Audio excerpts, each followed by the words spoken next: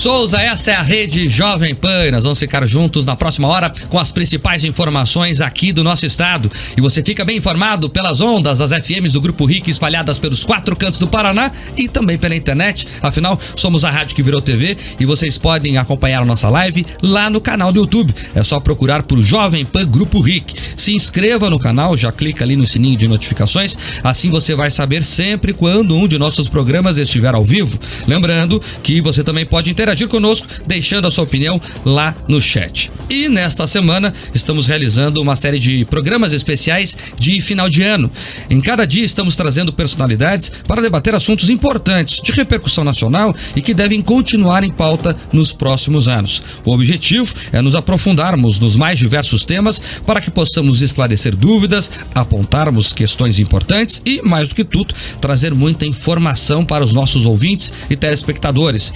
E para falar sobre o papel do Poder Judiciário aqui no Brasil e, claro, repercutir decisões polêmicas deste ano, nós recebemos aqui no estúdio da Jovem Pan Curitiba o doutor em Direito Constitucional e professor da Universidade do Oeste de Santa Catarina e da Universidade Positivo, Carlos Luiz Trapasson, e também advogado na área de Direito Público e professor de Direito Administrativo, Francisco Zardo. Quero agradecer demais a presença de vocês aqui para esse bate-papo tão importante que vai fazer uma retrospectiva e também apontar os caminhos do futuro. E eu até brincava fora do ar aqui com vocês que se a gente abrir qualquer jornal do planeta agora, dos grandes veículos de imprensa de cada país, dificilmente vamos encontrar na primeira capa, na homepage ali, uma notícia sobre a Suprema Corte daquele país, né? Estados Unidos, as grandes democracias europeias, não tem essa tradição. No Brasil, qualquer grande jornal, qualquer veículo de imprensa vai ter lá uma decisão, principalmente do Supremo Tribunal Federal. Começar com o professor Carlos Luiz Trapasson. O que o senhor acredita, professor? Por que o nosso judiciário está tão protagonista assim? Bom, primeiro cumprimentar a todos aqui, né? A você particularmente, Marcos, e também o Zardo aqui, que nos acompanha hoje na nossa conversa. Cumprimentar a equipe aí da Jovem Pan e todos que acompanham esse programa. Agradecer pelo convite, né? Então, bom, primeiro que eu acho que no Brasil a gente não acompanha muito o noticiário internacional. Eu acompanho na Europa, nos Estados Unidos, pela América Latina. Faço parte de algumas redes, né, de pesquisa, tanto na Europa quanto na América Latina. E acho que se a gente fizer um levantamento cuidadoso, a gente vai ver muita informação sobre decisões importantes das Supremas Cortes dessas democracias, tanto nos Estados Unidos, quanto na Alemanha, quanto na Itália, quanto na França, quanto na Espanha, quanto em Portugal, na América Latina, particularmente no Chile, na Argentina, a gente vai ver muito. Então, e recentemente, por exemplo, uma decisão sobre o aborto, né, nos Estados Unidos mudou completamente uma história acumulada aí com mais de 30 anos sobre a liberdade de aborto até 90 dias. E pronto, a decisão da Suprema Corte foi amplamente divulgada, discutida. Então, perdão, mas é uma decisão, né? Todos os dias você vê como no Brasil esse protagonismo? Nessa sua pesquisa, então, por exemplo? Assim, primeiro que os tribunais estão nas manchetes dos jornais. E isso pode acontecer com mais ou menor frequência, dependendo do calor do assunto, né? Então, se você pegar aquelas semanas que antecediam e que depois sucederam o caso do aborto, primeira página, diretamente a Suprema Corte dos Estados Unidos. Acalma aquela decisão, desaparece esse assunto, né? Os tribunais saem de cena e voltam. Acho que a cobertura do jornalismo no Brasil melhorou muito em relação ao judiciário. O judiciário era apagado em boa medida porque a sociedade não entendia o que estava acontecendo ali e a própria imprensa não tinha capacidade de traduzir aquilo e transformar isso em notícia. Eu acho que nós demos um salto extraordinário quando a imprensa passou a ter, né, programas específicos para discutir judiciário, repórteres especializados no assunto assunto de judiciário, a gente vê isso na TV, vê isso no rádio, vê isso na imprensa escrita, né? Então eu acho que é bom isso, né?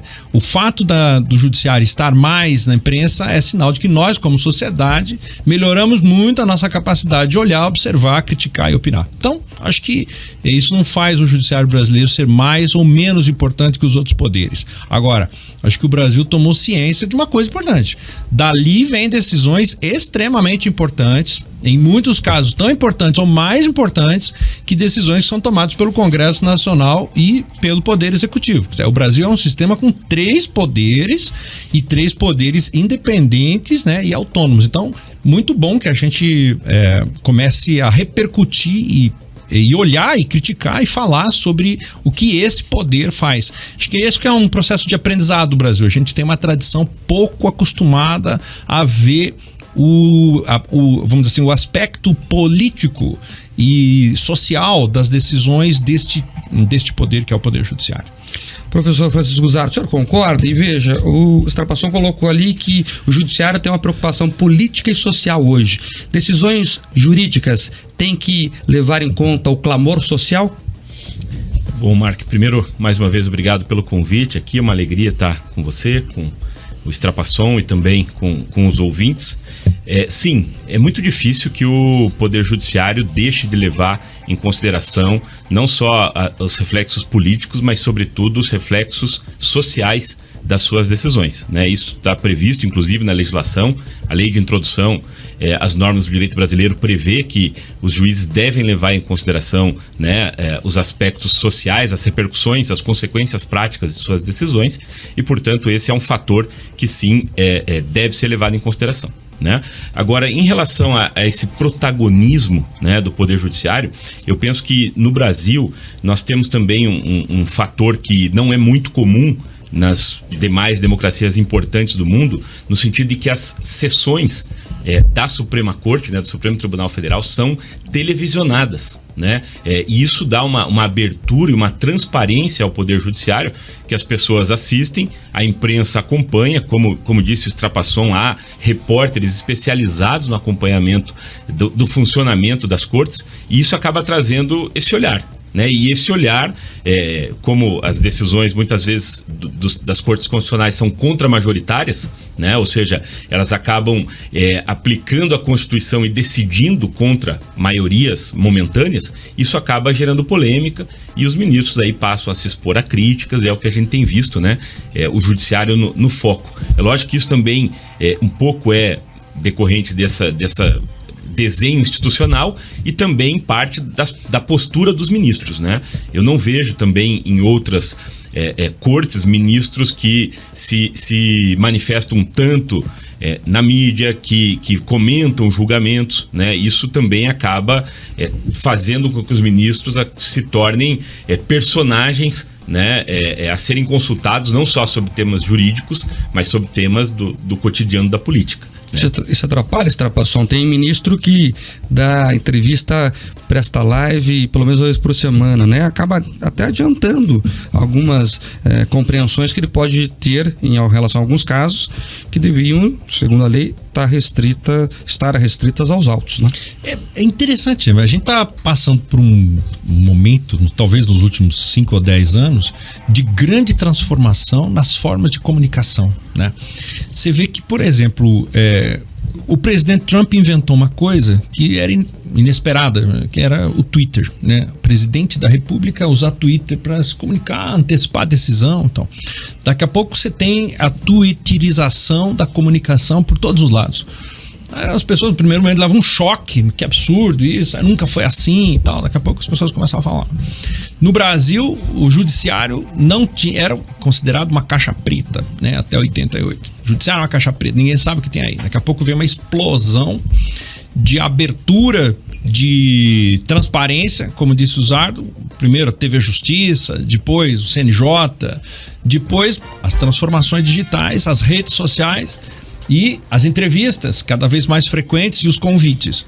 Nós não temos no Brasil uma legislação que os proíba de modo expresso a se pronunciar e manifestar opiniões. Não existe isso nem para o executivo, nem para o legislativo, nem para o judiciário.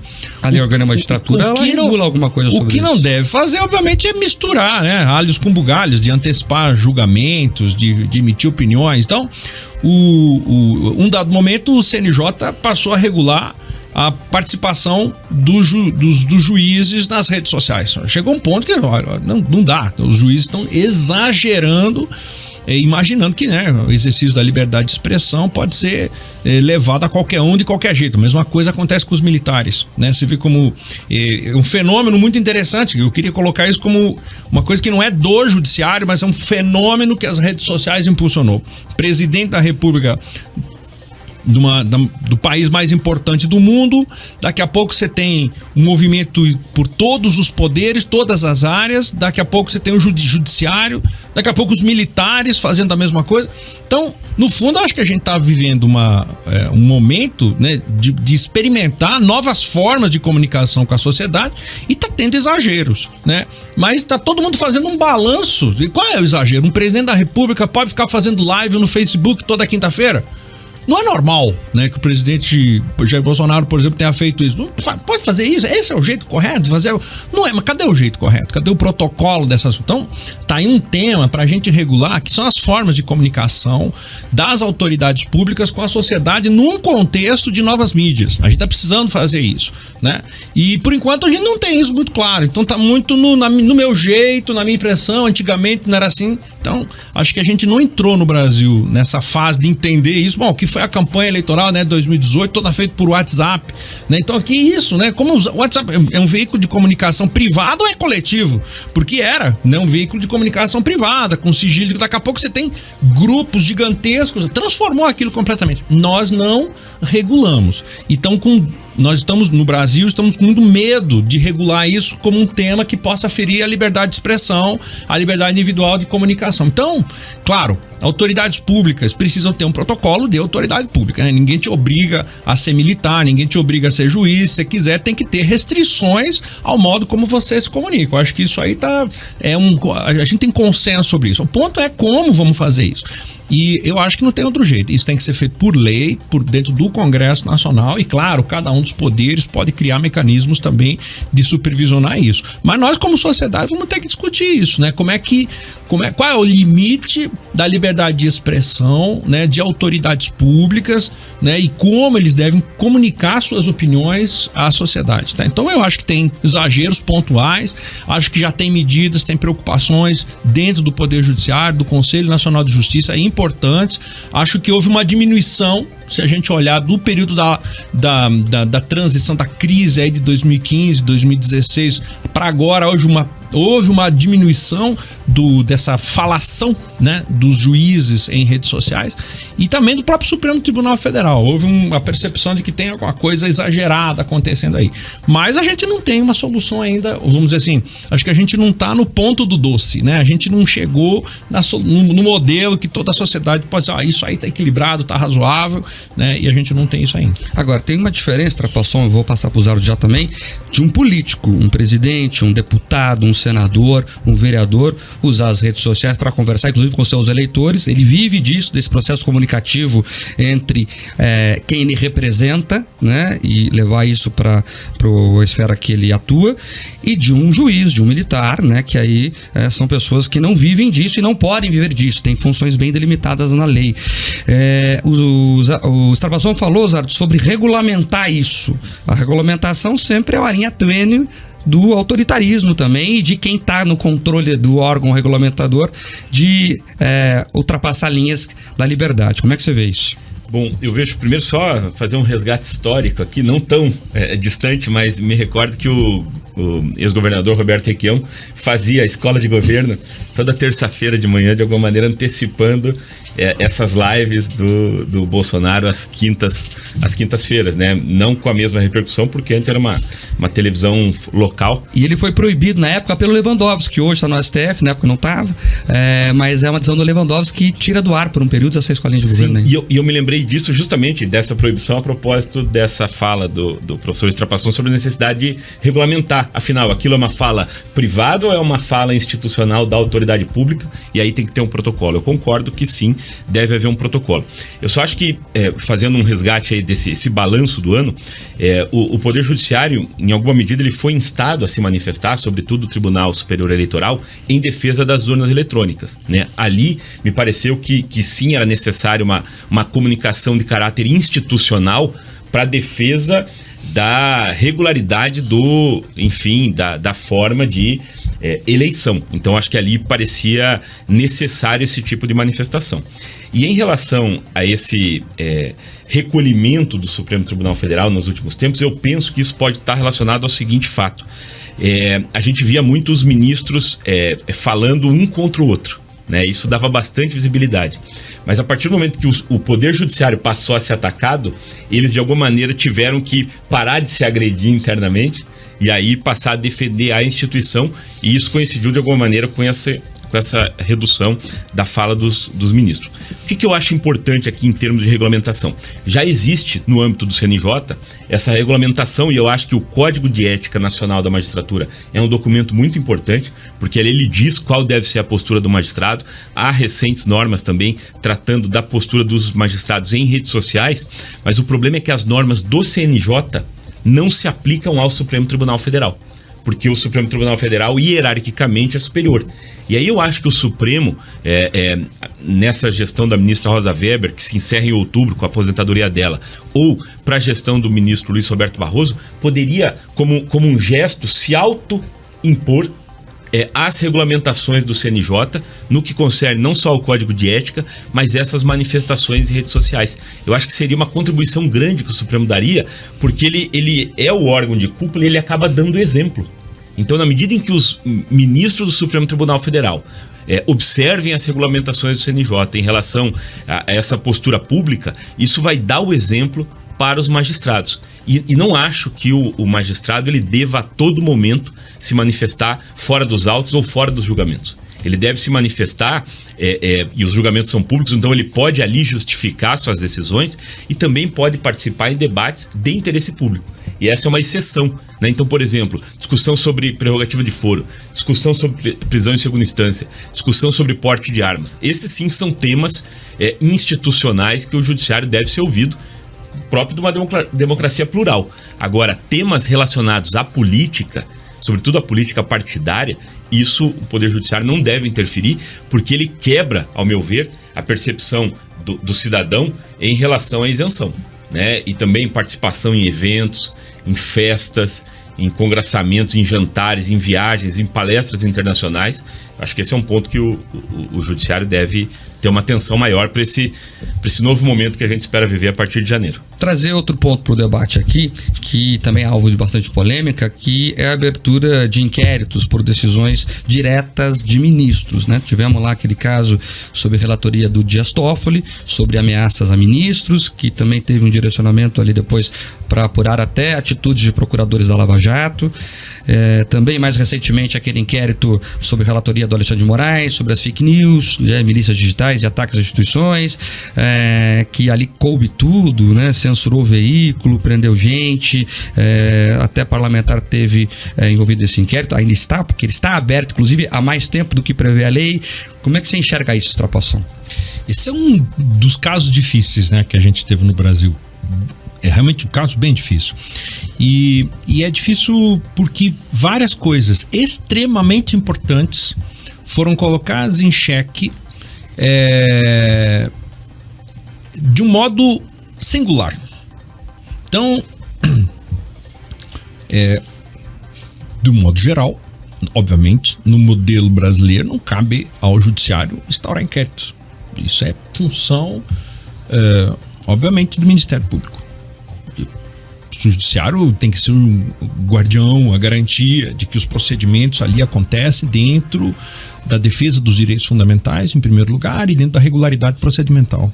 Então, acho que aí tem consenso sobre isso. O que tem de diferente nesse caso do inquérito das fake news? O ataque à própria corte.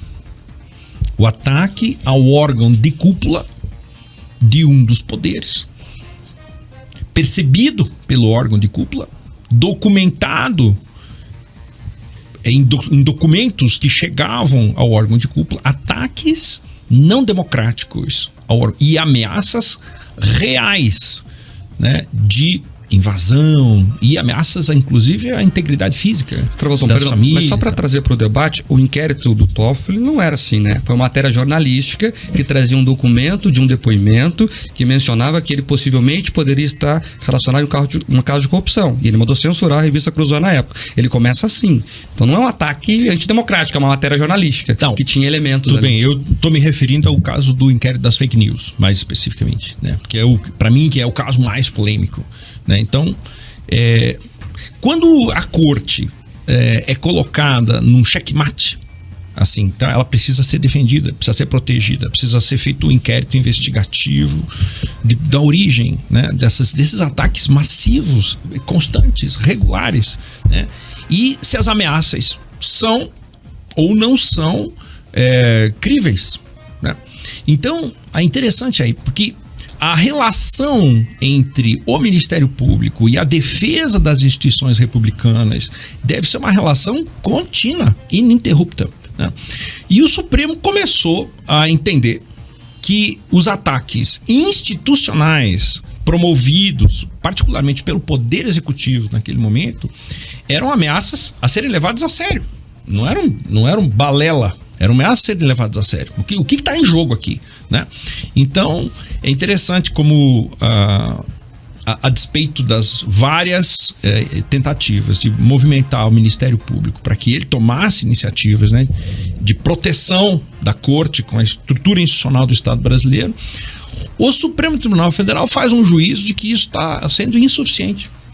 Que era insuficiente as medidas de proteção. Então, pode ter sido pavor mesmo, né? Pavor pessoal, sei lá. Isso nunca aconteceu no Brasil, da Suprema Corte ser ameaçado desse nível, como a coisa vinha acontecendo nas redes sociais, atacada com discurso de ódio.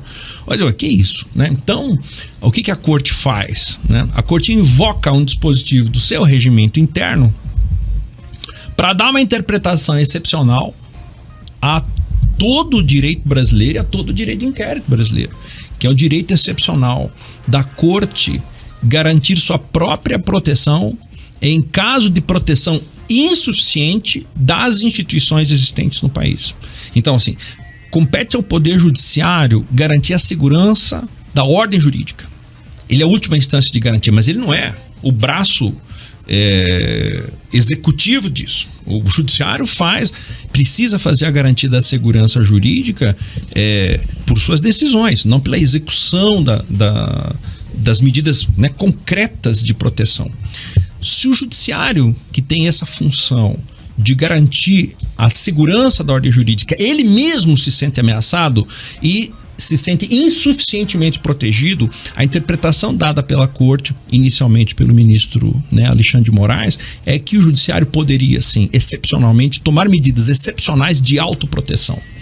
Essa interpretação é polêmica, mas ela é possível dentro do sistema jurídico brasileiro e dentro de qualquer democracia. Ela é polêmica e ela é possível. Por que ela é polêmica? Porque ela coloca em jogo dois princípios, né? O princípio de que o inquérito não deve ser feito por juiz, contra um princípio de que a instituição que deve garantir a segurança jurídica, ela mesma está ameaçada.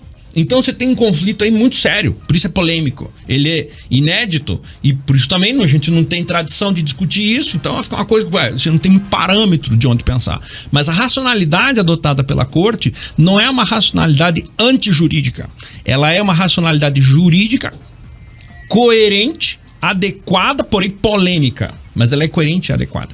E a Suprema Corte, então, apoia por unanimidade essa iniciativa excepcional. A mim me parece que, né, a gente tem aí um precedente ruim em termos de relação do Poder Judiciário com as instituições.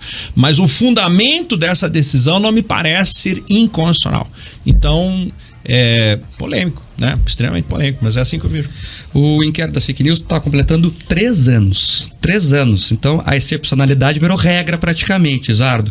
E você veja que há deputados ali que estão sendo censurados. Temos um caso aqui do Paraná, deputado estadual Homero Marques, que teve as redes retiradas do ar. Ele foi perguntar, ele é advogado também, foi questionar o Supremo. O Supremo não forneceu elementos para a defesa dele, para que ele pudesse formular ali a contra-argumentação, alegando que o processo era físico, estava sob sigilo no gabinete do ministro. Quando a vítima vira investigadora e vira julgadora, não tem algo errado? Sem dúvida, isso não é o ideal, não é o desenho que está previsto na nossa Constituição, e concordo com o professor Strapasson no sentido que é um tema polêmico, né? Nunca houve um inquérito dessa natureza, e também não me recordo de o Supremo ter sido atacado dessa forma. O fato é que outras instituições também falharam na proteção do Supremo Tribunal Federal, especialmente a Procuradoria-Geral da República. O que eu penso em relação a isso, né? Eu penso que, como você mencionou, essa excepcionalidade já está durando tempo demais, né? E a minha expectativa é que a partir de 1º de janeiro, o próprio Supremo Tribunal Federal encontre os meios para encerrar esse inquérito das fake news, né? E naturalmente que as demais instituições incumbidas de protegê-lo possam fazê-lo, justamente para que a gente não tenha esse tipo de situação em que a gente reúne na mesma instituição a acusação, investigação e o julgamento. E aí tem esse tipo de problema de que sequer a parte consegue, ou o seu advogado, ter acesso ao processo, né? Então, independentemente da discussão sobre a manutenção ou não desse inquérito, o fato é que os acusados, aqueles que estão sendo, enfim, alvos dessa investigação, devem ter amplo acesso ao processo, né? O direito de recorrer, e o colegiado tem o dever, né, já que é uma situação excepcional, de examinar essas situações para que não se tornem decisões monocráticas. Esse é um problema grande do Supremo Tribunal Federal também, né, que constitucionalmente está vocacionado a deliberar colegiadamente e acaba muitas vezes vivendo de decisões monocráticas, né? Já cunharam a expressão supremocracia e ultimamente a expressão ministrocracia, né, em que os ministros acabam se substituindo ao colegiado. Então é muito importante que o Supremo Tribunal Federal primeiro resolva esse problema do inquérito das fake news, né? E a gente falava de exposição das Cortes Supremas na imprensa. O Supremo Tribunal Federal saiu no New York Times, né? Justamente a propósito desse inquérito das fake news. Então, esperamos que a partir de 1º de janeiro o Supremo consiga resolver essa questão, justamente para que ele também recupere a sua credibilidade perante uma parcela significativa da população que entende que ele está exacerbando especificamente em relação a esse inquérito. Esse assunto das decisões monocráticas é muito bom. A gente retoma ele daqui a pouquinho, depois do comercial.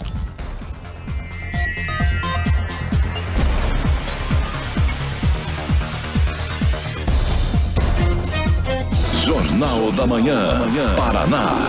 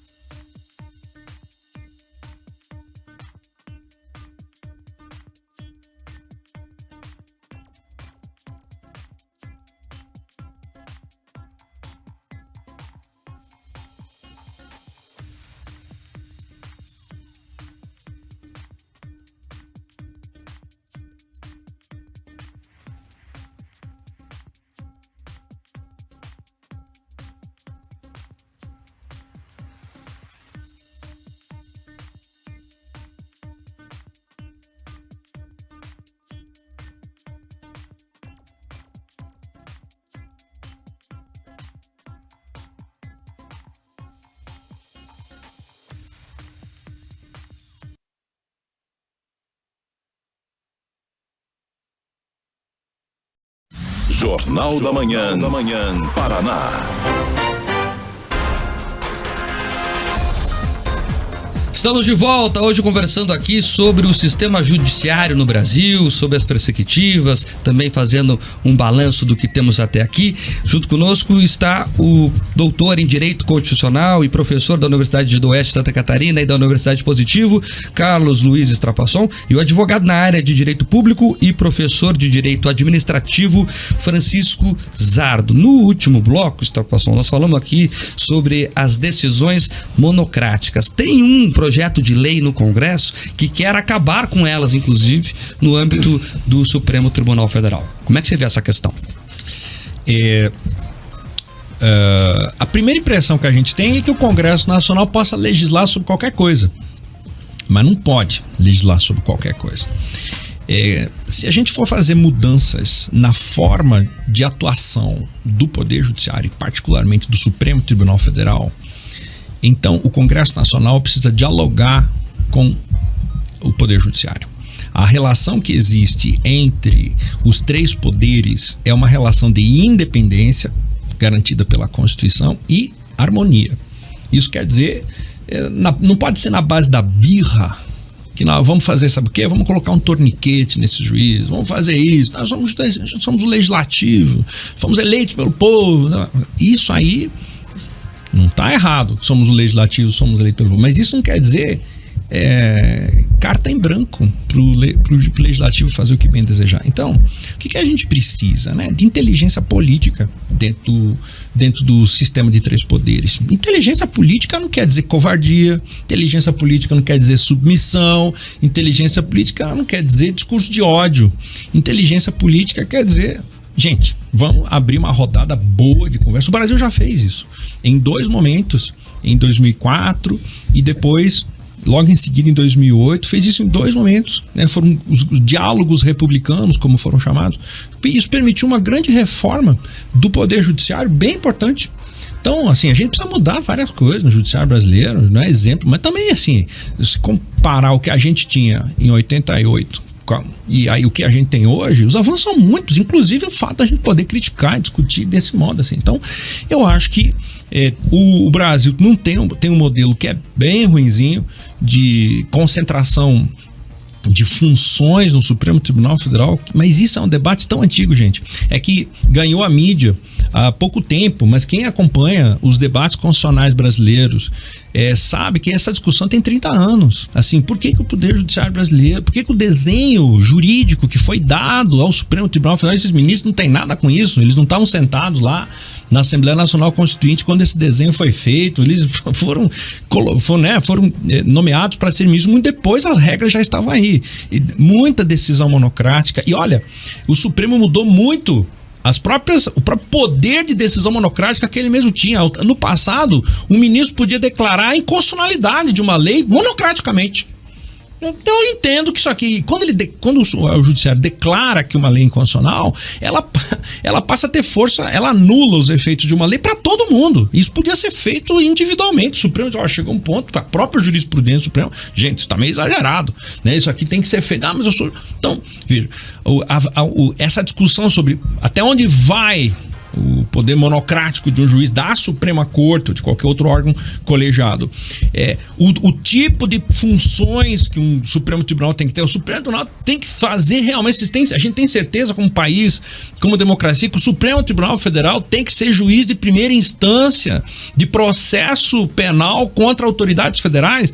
A gente precisa realmente parar o Supremo para abrir como aqueles processos todos, né, que envolveram Lava Jato ou antes, que envolveram Mensalão. Hoje a gente tem que parar a Suprema Corte inteira realmente para julgar isso.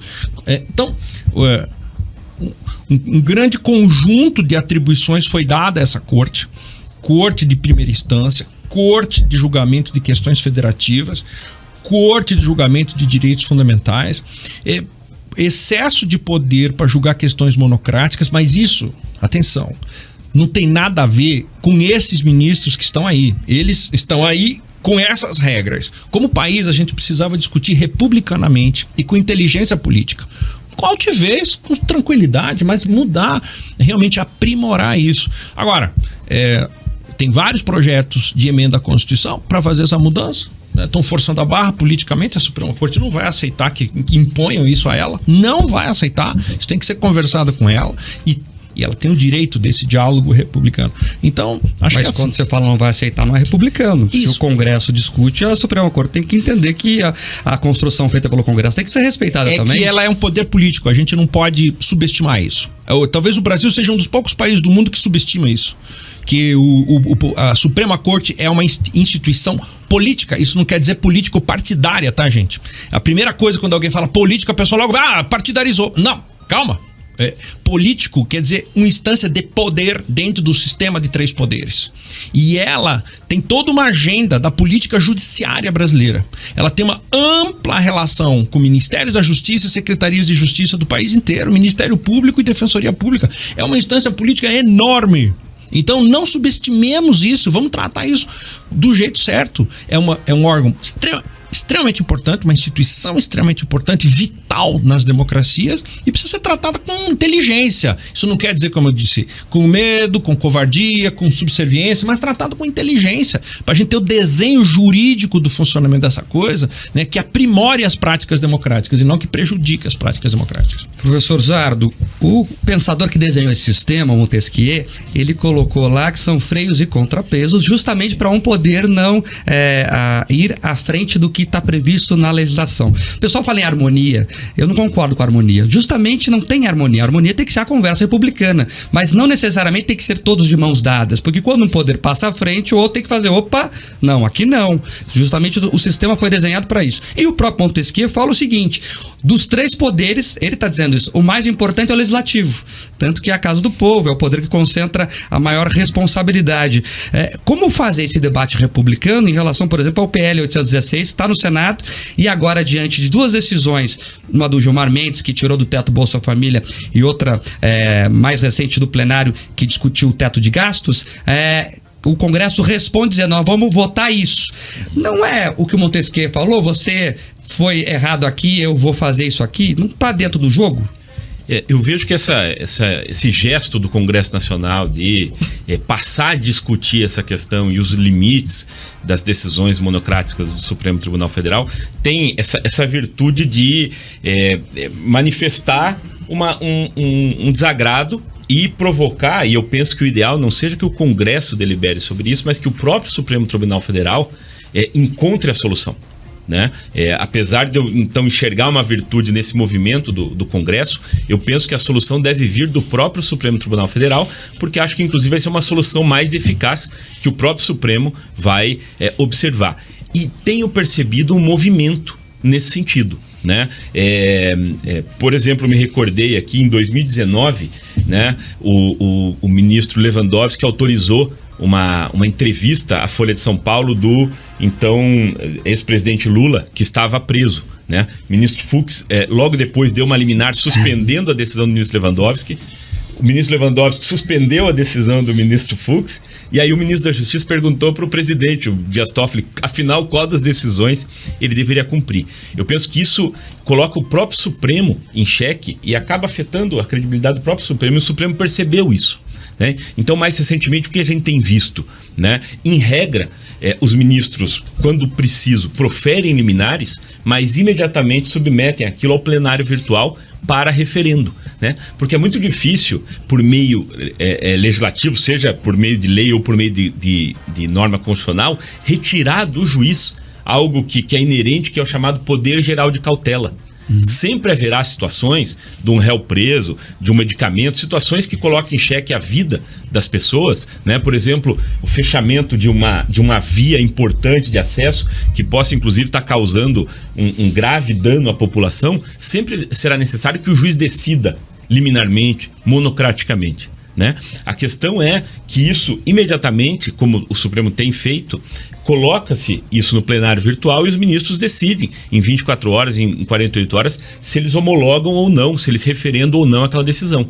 Eu penso que, apesar desse debate que está no Congresso Nacional, o próprio Supremo Tribunal Federal vai endereçar esse tema, inclusive porque já viu o ministro Luiz Roberto Barroso falando sobre isso, e ele é o próximo presidente, não só do Supremo, mas do CNJ, e eu acredito que, se não na gestão da ministra Rosa Weber, na gestão dele, esse tema das decisões monocráticas vão sim entrar em pauta. Agora, também é preciso a gente verificar que muitas vezes falam, né, o Poder Judiciário ele é um protagonista político. Muitas vezes são os próprios parlamentares que procuram o Poder Judiciário, né? Como nesse caso, a decisão do ministro Gilmar Mendes, se não me engano, foi um partido político, solicitação de um partido político à Rede de Sustentabilidade. Então, o Supremo acaba sendo também, pelo próprio parlamento, içado para essa disputa política. O Supremo tem que estar atento a isso, né? Para não muitas vezes ser utilizado, né? Como forma de enfim, desequilibrar o jogo dentro do parlamento. Perfeito. Inclusive há discussões sobre isso também, de quem poderia fazer esses pedidos, que às vezes o partido perde no voto no Congresso e acaba recorrendo e acaba usando o Supremo como ali uma ferramenta para colocar a sua vontade. Perde no voto, tenta ganhar no tapetão, para quem gosta de futebol aí. E sobre esse assunto, Extrapação, é importante esse debate também. As decisões do Judiciário, muitas vezes, elas vêm no vácuo do Legislativo. Né? Os parlamentares reclamam, olha, o Supremo está se metendo demais, mas eles também não resolvem certas coisas. Por exemplo, a prisão em segunda instância, né? Que o Supremo foi lá e decidiu, né? Decidiu uma coisa, depois voltou atrás, enfim, mas o parlamento até hoje está com o projeto engavetado lá. Como é que você vê isso? Assim, dezenas de decisões desse tipo foram tomadas e não ganharam as manchetes dos jornais, ou como você chamou de protagonismo. Na área do direito, quando a gente fala em protagonismo, a gente está falando de uma coisa, talvez no jornalismo a expressão ganhe outro sentido. No protagonismo, eu vi quando a gente fala de protagonismo, você logo insistiu nas manchetes, né? A evidência, aqui tá na primeira capa, tá protagonizando o debate político, tá certo? Do ponto de vista jornalista, é correto falar assim. Mas do ponto de vista jurídico, não. Do ponto de vista jurídico, o protagonismo só acontece quando o judiciário tomar a iniciativa de um julgamento sem ser provocado. O judiciário não pode ser protagonista de decisões. Ele tem que ser provocado por alguém. Pode ser uma pessoa, pode ser um partido, uma coletividade, mas ele alguém tem que fazer um pedido ao Poder Judiciário de um certo tipo. E o judiciário, então, responde a esse pedido. Portanto, o judiciário nunca pode ser protagonista. Se tem um caso em que ele foi protagonista, e daí a altíssima polêmica é o caso do inquérito das fake news. Ali sim, perfeitamente no sentido técnico jurídico de protagonismo, né? Então, de um modo geral, o protagonismo não significa no Poder Judiciário o que pode significar, talvez, de novo, o Judiciário, né? Nas redes sociais, na imprensa e tal. Então, veja, no caso pontual, assim, sobre as decisões do Judiciário no vácuo do Legislativo, como eu disse, há muito tempo o Judiciário faz isso. E com muita hesitação, talvez nos primeiros 10 ou 15 anos, com muita hesitação. Mas o que o Brasil tem que muitas outras democracias não têm escrito na sua legislação e na sua Constituição? O que nós temos, gente? E o que outros países não têm. Então, cuidado quando você fizer comparação com a França, com os Estados Unidos, com a Inglaterra, com Montesquieu, com o Rousseau, com não sei quem. Cuidado. Uma coisa é que os outros países pensam a respeito deles mesmos a partir das leis deles. Outra coisa é o que nós podemos falar no Brasil, tendo como ponto de partida as nossas leis vigentes e a nossa Constituição vigente, tá? Então, veja só. Se no Brasil existe uma regra na Constituição que autoriza o Poder Judiciário a julgar um caso pela sua constitucionalidade ou não, diante de uma omissão do poder público, seja de uma omissão legislativa ou de uma omissão do Poder Executivo de dar cumprimento a uma legislação, à Constituição, se isso está autorizado, gente. Na Constituição brasileira, obviamente, as pessoas vão ao Judiciário pedir para que o Judiciário faça alguma coisa diante da omissão do Legislativo ou do Executivo. Isso aí coloca o Judiciário numa situação confortável? Claro que não. Isso aí cria um baita do embaraço para um juiz ter que julgar um caso. Tá faltando creche lá em Curitiba. Agora, o Judiciário tem que resolver isso? Pois é, meu amigo, mas está lá na Constituição que, diante da omissão do Executivo de dar um cumprimento tão concreto quanto esse, que está escrito lá, é meu direito, eu quero a creche. E por que não tem creche? Porque agora o Judiciário vai ter que resolver o problema de creche. Pronto, como é que isso ganha as notícias, o judiciário determina que sejam feitas creches, agora pronto, o juiz governando. Não é, gente. Tem a legislação e a Constituição brasileira que determina que o judiciário pode e deve agir diante de uma omissão, cuidado, de uma omissão inconstitucional e arbitrária. Se a omissão do legislativo ou do executivo é inconstitucional e é arbitrária, isto é, não se sabe por que os caras não estão fazendo o que deviam fazer. Os caras deviam fazer A, não estão fazendo e não justificam porque não estão fazendo. E isso viola o direito de alguém. Nessas situações o judiciário pode atuar. Então, é uma situação que tem muito a ver com o nosso direito, o direito vigente no Brasil. A gente pode não gostar dele, pode achar que é um exagero, conflito, outros lugares não fazem isso, beleza, tranquilo, mas é o nosso modelo brasileiro. E um detalhe, né? A nossa Constituição, ela é extremamente analítica, né? Então, tudo está dentro da Constituição, né? Desde os direitos fundamentais, a organização dos poderes, mas o orçamento, questão da família, das crianças, dos adolescentes, dos indígenas, dos advogados, saúde. Educação, saúde, previdência, né? Ou seja, uma instituição... Manda até construir colégio. Exato. Colégio Orçamento? A creche é obrigatória. Orçamento, um nível de detalhe enorme de orçamento. Pois é. Então nós temos uma Constituição ampla, que assegura muitos direitos, e nós temos uma legitimação ampla para a propositura de ações. Antes da Constituição, apenas o Procurador-Geral da República poderia manejar. Hoje não. Hoje, qualquer partido político, associações de âmbito nacional, a Ordem dos Advogados, todos esses podem provocar o Supremo Tribunal Federal. Então, isso gera... Antes tinha que passar pelo filtro do Procurador-Geral da República para ajuizar, por exemplo, uma DI. Hoje não. Hoje o partido pode ajuizar diretamente. E um outro ponto que coloca o Supremo Tribunal Federal na berlinda diz respeito à prerrogativa de foro. Né? No Brasil nós temos 55 mil autoridades com prerrogativa de foro. Lógico, não todas no Supremo, mas isso também acaba transformando o Supremo, que em muitos países é uma corte constitucional, em uma corte criminal. Né? E acho que esse é um ponto também que a gente espera eu particularmente espero que o Congresso Nacional aí avance. Aí o Congresso Nacional tem que atuar, né? Porque o Senado Federal, inclusive um projeto do senador Álvaro Dias, já aprovou o fim da prerrogativa de foro, né? E isso está na Câmara Federal, né? O Supremo Tribunal Federal, inclusive por decisão do ministro Barroso, aprovada pelo colegiado, fez um esforço grande no sentido de limitar a prerrogativa de foro aos atos praticados no curso do mandato. Então isso já reduziu bastante a quantidade de processos, mas é preciso avançar e acho que dentro de uma ideia de igualdade retirar desse grande número de autoridades a prerrogativa de foro. Isso vai também diminuir não só a carga do Supremo, mas o protagonismo dele nesses assuntos polêmicos. Strapasson, você fez até aqui uma defesa enfática do Supremo Tribunal Federal, do sistema judiciário, e muitas vezes relegou inclusive o Congresso a erros, né? A um poder até secundário aqui, dá para você dizer assim. Agora, você também falou no começo da entrevista que você entende que o judiciário tem que ser sensível a questões sociais e políticas, principalmente as decisões da Suprema Corte, que é um poder que tem muito da política nas suas entranhas. Vamos dar um exemplo aqui dessa questão do Bolsa Família. Um partido que tem 3 parlamentares, tão somente 3 parlamentares, entrou com um pedido, contrariando inclusive, né, o que foi aprovado num orçamento, né, e numa lei constitucional que é o teto de gastos. Quem está certo? É a decisão pedida socialmente, eu pergunto agora, por um partido com 3 parlamentares, tão somente 3 parlamentares, que perdeu o debate dentro do Congresso e aí recorreu ao Supremo, ou o Congresso, que dentro das suas contradições, ali tem gente eleita, representantes do povo, decidiu outra coisa? Ótima pergunta. Deixa eu fazer só um reparo no teu comentário. Eu não acho que o judiciário seja mais importante que nenhum dos 3 poderes, tá? Nunca escrevi isso, nunca falei isso, nem falei aqui.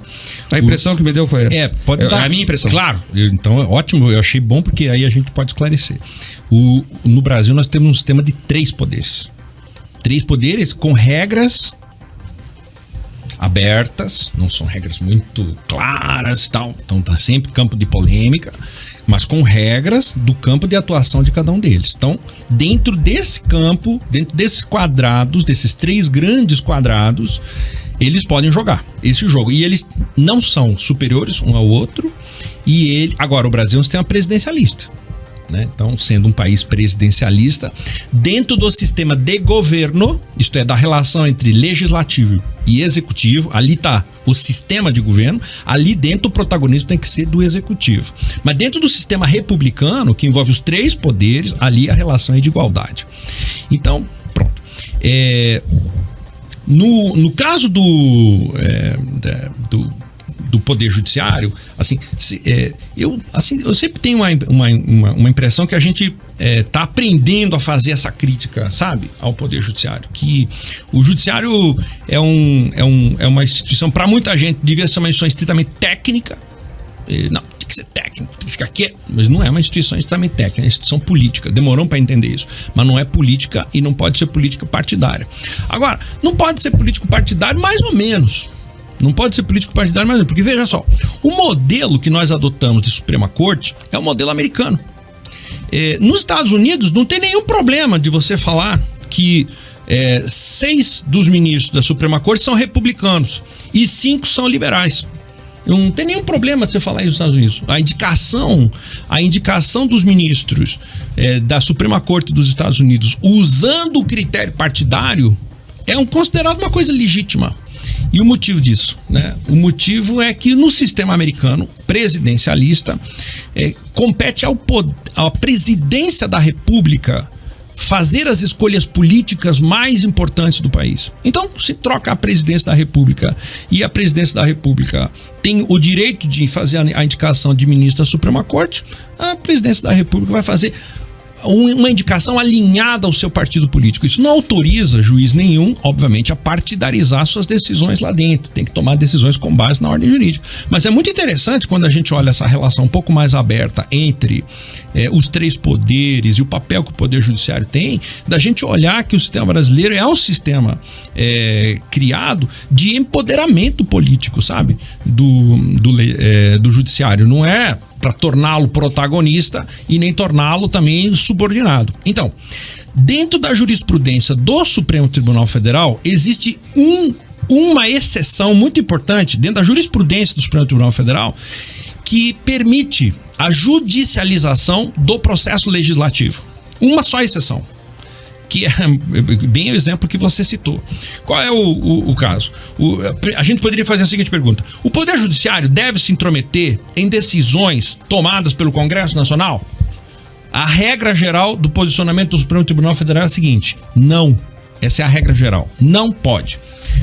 Por quê? Porque são 3 poderes independentes. Então o Judiciário não deve se intrometer nas decisões chamadas interna corporis, decisões internas do Legislativo. Agora, tem uma exceção, que é a seguinte, e pega bem o teu caso.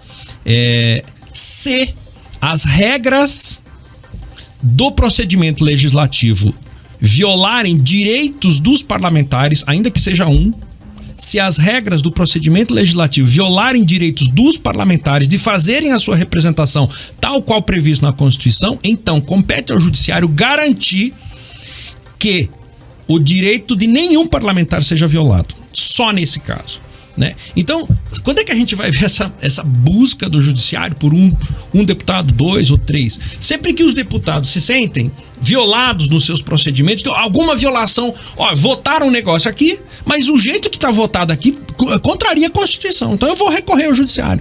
Posso fazer isso? Pode. Sempre que uma decisão do Legislativo se transforma em uma decisão pública, ou mesmo que não se transforme em decisão pública, mas se transforma, fica a percepção de parlamentares de que houve uma violação ao direito de representação parlamentar, então é violação de direito. Se é violação de direito, eles podem bater na porta do Judiciário. O Judiciário pode achar que sim, em muitos casos disse que sim, e em muitos casos disse que não.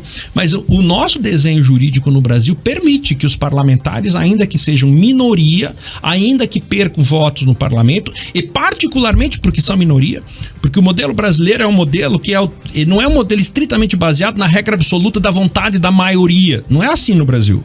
No Brasil é assim, a vontade da maioria respeitados os direitos das minorias. Então, sempre que uma minoria entender que o seu direito for violado, não o seu interesse político, se perdeu o interesse político, eu tinha interesse de votar de um jeito, a maioria votou do outro, mas não houve violação de direito meu.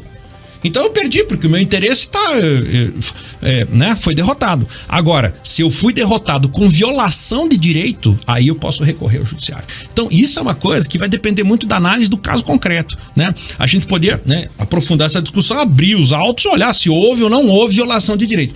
Mas eu queria só enfatizar que no Brasil, se um parlamentar, pode ser um isoladamente, foi derrotado numa votação e o seu interesse apenas foi derrotado, ele tem que fechar a boca. Agora, se além do seu interesse, também o seu direito de ter o devido processo legislativo foi violado, aí ele pode recorrer ao judiciário. Professor Zardo, para terminar, a minha impressão sobre a sua fala é que o senhor é muito otimista, né? O senhor está esperançoso que a coisa se pacifique. Sim. No que você baseia esse otimismo? Bom, primeiro em Ariano Suassuna, né? Que ele diz que o pessimista é um chato, o otimista é um bobo, eu sou realista e esperançoso, né? E eu me baseio na ideia de aprendizado, né? Eu acredito que as instituições, democracia, eu penso que os poderes devem ser harmônicos, mas democracia não é harmonia, democracia é fricção, é confronto, né? E acho que a gente tem aprendido com isso, né? A gente acaba verificando, penso eu, por exemplo, no Supremo Tribunal Federal, pelo menos no comportamento interno da Corte, avanços, né, como esse que eu mencionei, de uma busca da maior colegialidade. E também penso que com essa transição de governo, né, os atores possam colocar, como se diz, a bola no chão, né? E dialogar para que cada poder possa funcionar, enfim, dentro do seu âmbito de atuação, né? Para que o judiciário não seja premido, por exemplo, a ter que deixar a sua inércia e ele passar a instaurar inquéritos, investigar. Eu acho que isso é desgastante para o próprio poder, né? E não imagino que seja do interesse, por exemplo, dos ministros do Supremo Tribunal Federal manter esse ambiente de tensão, essa exposição da Corte. Então, meu otimismo vem um pouco disso, né? Da compreensão de que, da forma como foram esses últimos 4 anos, enfim, a nossa democracia não aguenta, né? Bacana, debate muito rico, infelizmente o tempo é curto. O Extrapação falou ali uma coisa muito boa da Constituição, e ela tem que ser a nossa carta magna, a nossa bússola, e você explicou ali que o presidente indica, né, os ministros, e há uma lógica na Extrapação, porque às vezes o Brasil não segue a lógica das coisas, mas a lógica constitucional, a opção do legislador foi, olha, o presidente foi eleito pelo povo, então ele tem essa responsabilidade concedida pela população de escolher um bom nome, né? Então essa é a lógica. Às vezes a gente fica tão perdido nas defesas mais apaixonadas para lá ou para cá, esquece a lógica que tem que ser a linha a ser seguida. Quero agradecer muito ao professor Carlos Luiz Trapasson e também ao professor Francisco Zardo pela disposição e pelo ceder o seu tempo aí nessa conversa com os ouvintes de Jovem Pan. Uma rica manhã de discussão, eu agradeço muitíssimo o convite tão gentil e pela cordialidade desse debate tão rico. Então, parabéns ao programa, toda a equipe e ao Zardo também aí pela cordial discussão no dia de hoje. Obrigado, Zardo. Da mesma forma, agradeço, Marco, a você, a equipe, a toda a tua audiência.